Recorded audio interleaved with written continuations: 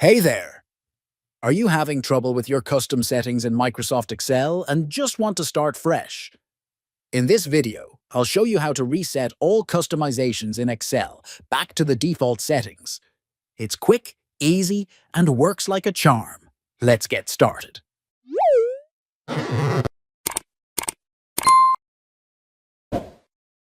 First, open Microsoft Excel and click on the File tab in the top left corner. Now scroll down and select Options from the menu on the left-hand side. This will open the Excel Options window. In the Excel Options window, click on Customize ribbon. At the bottom right of this section, you'll see a Reset button. Click on it and from the drop-down menu, select Reset All Customizations. Click Yes on the confirmation dialog box.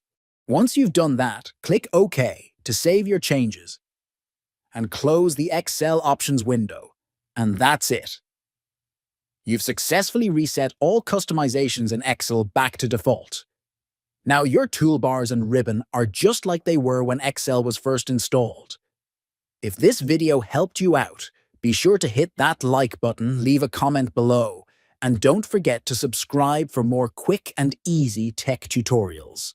Thanks for watching, and I'll see you in the next one.